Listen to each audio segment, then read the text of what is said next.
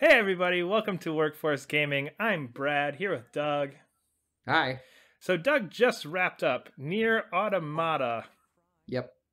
Or Automata? Automata. Maybe it's one of those two. One I of don't. those They two. never say the word in the game. That I game's hate 40 hours that. long. They never There's a say few it. games like that where there's like weird titles and it's like, oh, that could be pronounced like two or three different ways, and I just play the whole game waiting for him to say it just so I don't have to feel like an idiot when I'm talking about it later. And so I was like, actually, it's no no no. Yeah, they never say it. Don't worry about it. It's Well, fine. There's no automata in it or automatas in Near it. 2. So I'm curious about this game. This is one of those games that falls into a category that I really like, that Bayonetta, Devil May Cry kind of action game like that. And I played the demo and I really liked it. Just a game I haven't Yeah. gotten around to yet. So I'm really curious, like, how does this game compare to those? Does it fall in that same category? Because I know there's a few differences with it. Because I thought you were gonna start with I like it because I like Suda games. You shouldn't think about this game. I like this game because it reminds me of Devil May Cry. This should definitely be in the Suda 51 category of games that you like for sure. But see, then again, that makes me more interested because now I've got, okay, I love Suda 51 games, I love Devil May Cry and Bayonetta, and it just Yeah. seems like this perfect like merging of the two. I I'll say my opinion of this game kind of like drastically sort of like went up and down as I played it along because I think this game was originally sold because of that Devil May Cry Platinum gameplay that it's like this is one of those cool weird games that now has gameplay that doesn't suck. Which is true, but so I'd say like the basic gameplay is very Platinum. It's really fun. It's for a while. So oh shoot, where the hell do I even start with this game? Okay, so if you're talking about the game, let's talk just from the gameplay perspective because that's the easiest way to talk about it. It is you can make this game play like Bayonetta. You can make it play like Metal Gear Solid Revengeance, or you can make it play like whatever other Platinum game you want to play as. Because basically you have these sort of skills you can plug into your character or unplug, and you can actually do like there actually is like a Bayonetta Witch Time one, or there's the Revengeance. You press square forward to parry. Gotcha. Um, Okay, so that's cool. So you so can kind of customize the gameplay a little bit to what style you want. Yes, but it doesn't matter at all because it's button mashy as hell. like, Like, uh, but because a lot of people, I feel like there's a lot of people who might say that about Bayonetta or Devil May Cry, like that you can just button mash through those to a point. I think those games. I think those games. Like, I actually think that you can sort of button mash your way through Bayonetta. I don't think you can do it through Devil May Cry.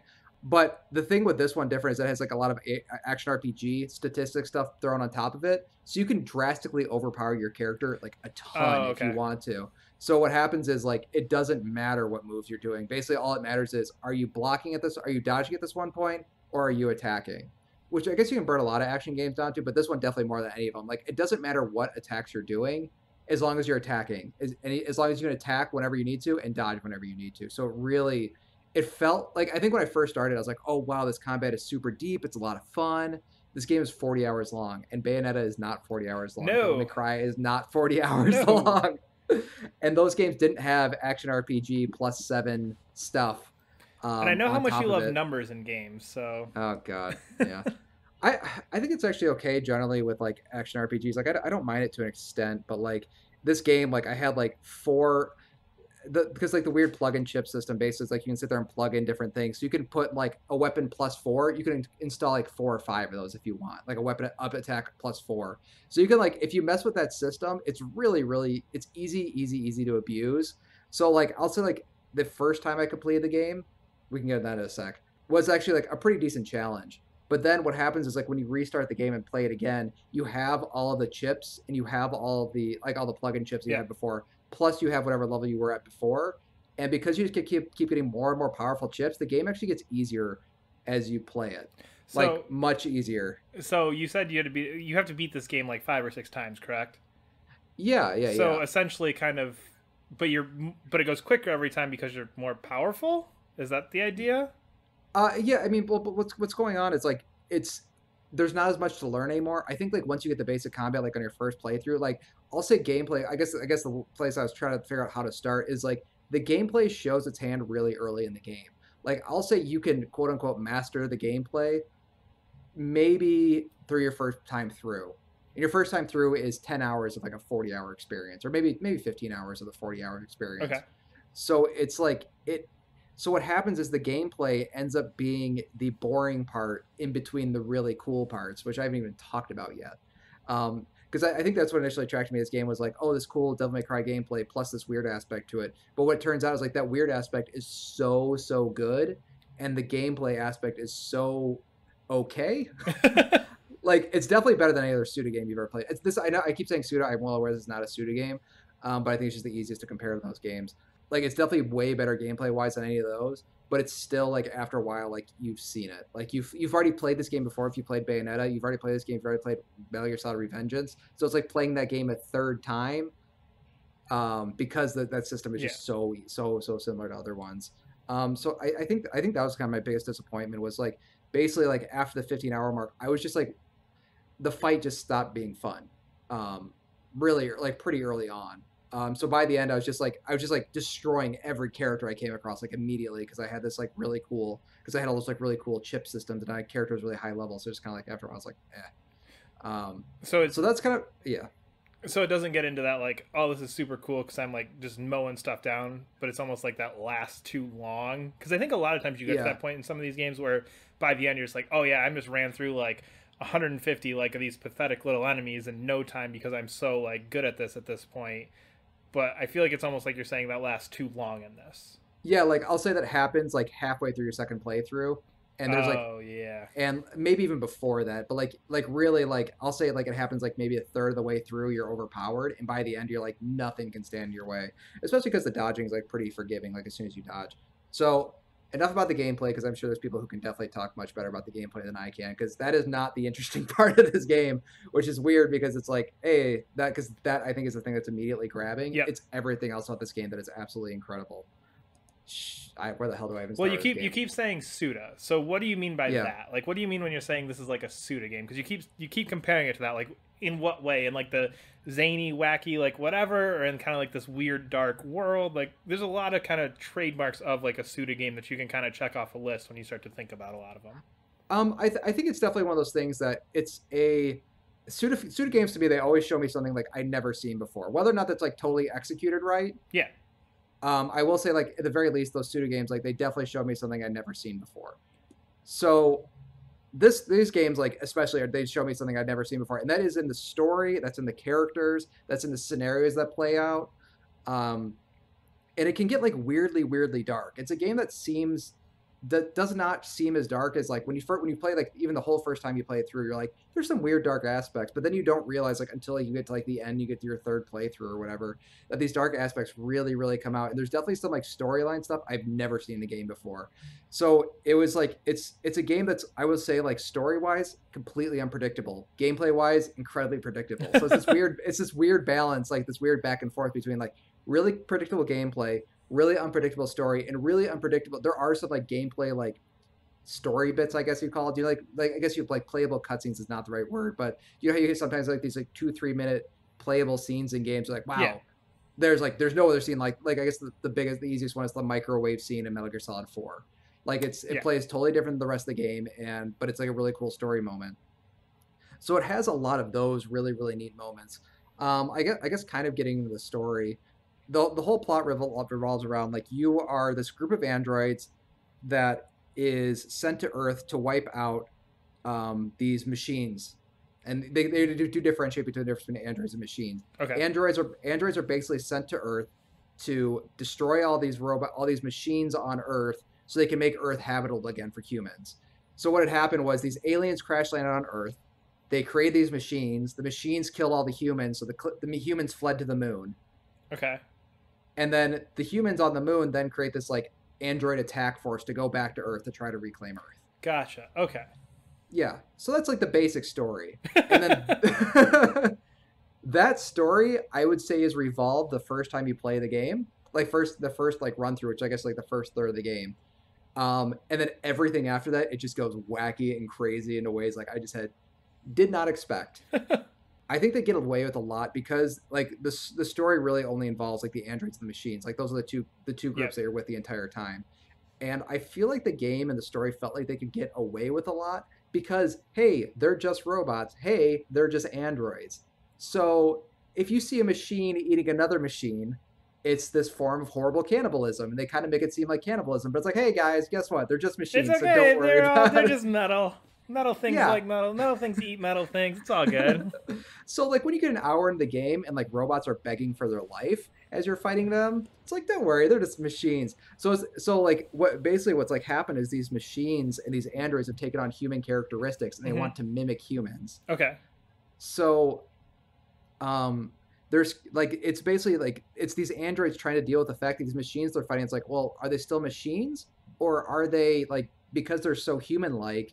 Do we need to treat them like differently? Do we need to treat them as like humans? Oh, so you kind of So get into that ethical gray ground of is a machine a human? Like I'm putting personality traits to this thing, but it's technically not a person, and like kind of that.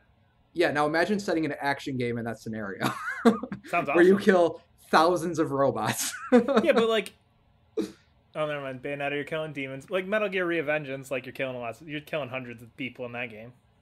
Yeah, but exactly, but they make those bad guys seem like pretty bad guys, and this one they make the machines seem like, well, they're not that bad. They're just kind of Um, like we created them and they did what they were supposed to, and now they're here, and now we got to kill them yeah, because they did what they were supposed to do. kind of. So imagine this sort of so imagine the most extremes you could take that to of like humans acting kind of like machines, Yep. and then take that just to the most extreme aspects because like I said, they deal with things like cannibalism, uh, killing children. Shoot, I don't know. A weird, lot of weird sex stuff, a lot of weird stuff in this game. Well, again, um, then that Suda qualifier fits because all of those would not be shocking to me to show up in a Suda game. No, exactly. So it is kind of weird. It is kind of interesting setting the sort of guilt aspect into a game where the main objective is to kill a lot of these things that you might not want to kill. Um, Interesting. so I'll say like the first time you play through the game, how I sort of this is kind of getting the spoiler territory. I think a lot of people understand that you need to beat the game multiple times Yeah. in order to. Um, so you beat the first time you go through the game, you're like with two characters the whole time, and like the first time you go through the game, you're one character. The second time you're the second character, and then the third and fourth times, I'm gonna put those in quotes, that you beat the game is like an epilogue to their first story. Okay. So it's not, So it's yeah, different every time. It's not like you're playing through like level 1, level 2, level 3, level 4, level 5, level 6, level 7, level 8, level 1, level 2, level 3. Like you're not just repeating like in a huge loop, right? you do that for your second playthrough because you play as like a second character who's with you the entire time through the first game, Gotcha. Okay. which is kind of annoying. But I think that's really cool about the secondary playthroughs that they play on a lot. Is seeing the other side of the story. Like there's a lot of stuff that other character knows, and there's a lot of other like story stuff that other characters involved with that you aren't aware of your first time through. Gotcha. So you get a better understanding of that other character and how they see the situation as it went down, and you realize like this is like getting into light spoiler territory. I would say your first time through the game when you're playing it, you feel like you're doing something kind of bad. Hmm. That's not a spoiler. They make it pretty clear. Like there's characters like begging for their lives and you not to kill them, or like there's a really weird fight near the beginning where all the characters are saying, all these robots are like saying like I'm scared, please don't hurt me, I'm scared. As you're killing them, it's like that the entire game. That's a little different, but okay. Yeah, and the thing that's really cool the second time through, this is getting into spoiler territory, sort of, is that every boss fight you go into, you actually get the background of that boss. Oh, that's So you cool. actually so you understand what's going on in that boss fight before you actually get to it. So if the first time is, hey, I think I'm doing a bad thing, the second time is like you definitely did a bad thing. So you've kind of got like story, and then okay, you liked that story. Here's some context to that story, essentially.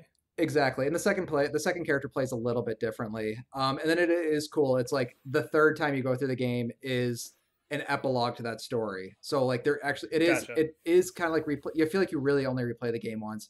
The problem is with that, besides like the immediate problem of like playing a game 3 or 4 times, is that it's set in an open world and you see the entire open world in the first 6 hours of your first playthrough. Gotcha. And then it's just you're wandering through the same thing over and over again. Yeah, doing like different missions, kind of sort of like the sub missions kind of change up and the main missions kind of change up, but they're in the same environments.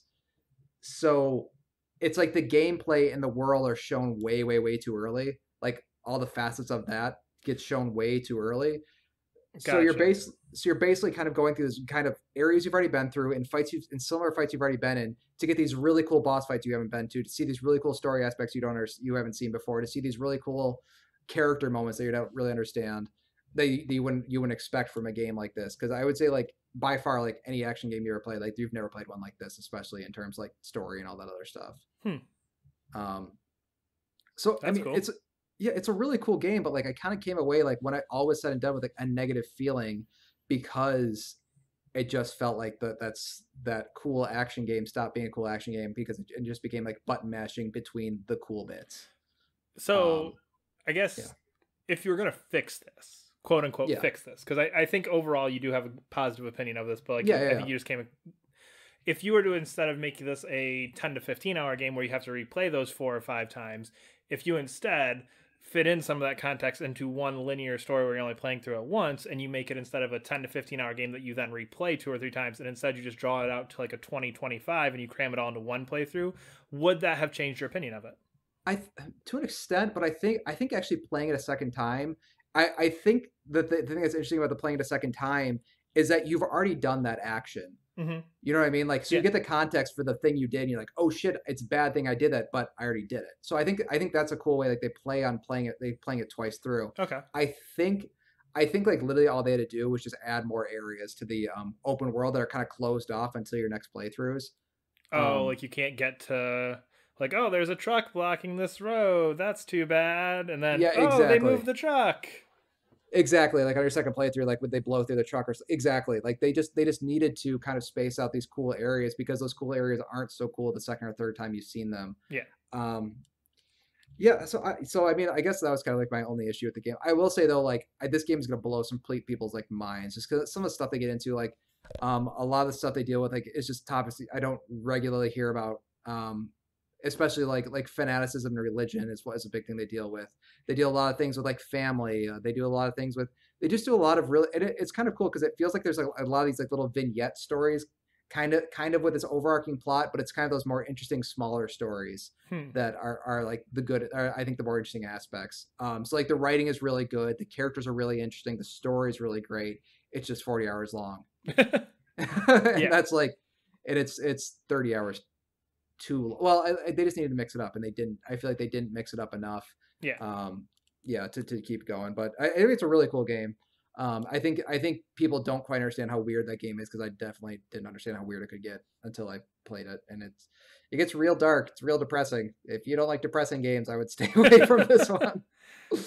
Yeah. Well, that'll wrap it up for this one. You Mhm. can follow us at Workforce Gaming on Twitter, subscribe to us here on YouTube or iTunes or wherever you're listening, and we'll see you later. See ya.